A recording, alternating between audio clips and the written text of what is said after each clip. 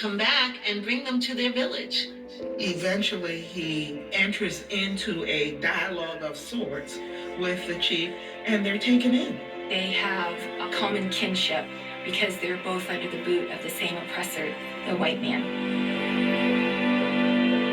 They're given their own teepee, which must have seemed like a palace to them. They're given plenty of food, water, just the time to sort of rejuvenate their spirits and their physical capability to carry on.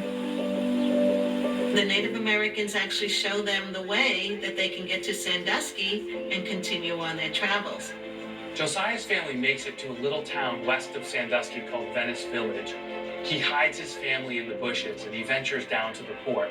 And he sees a black worker and he says to him, "Are you a slave?" He goes, "No, I'm free." And the captain yells out to him, "Hey, do you want to work?" Josiah says yes, and then as he gets closer, the captain looks at him, and whether it's because of his shoulder, the blood from the knapsack rubbing, he says, "Well, you can't work." And Josiah says, "Yes, I can." And he picks up one of the bags and he spends the day working and he earns some money.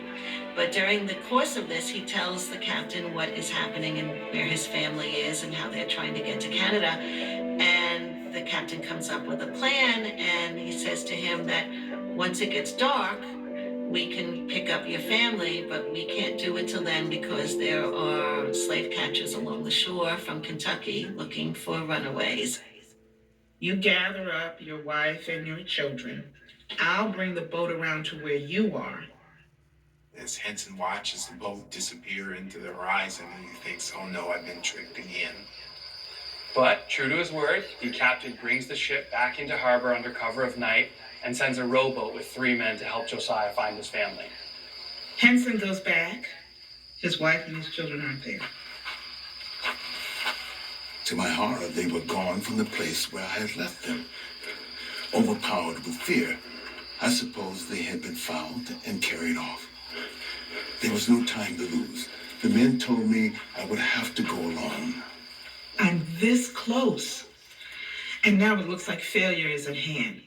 Because he's been gone for so long, Charlotte has feared the worst and moved them to a place of greater safety. Just at that point of despair, however, I stumbled on one of the children and soon discerned them in the fading twilight. And now we were off to the boat where a fine run brought us into Buffalo.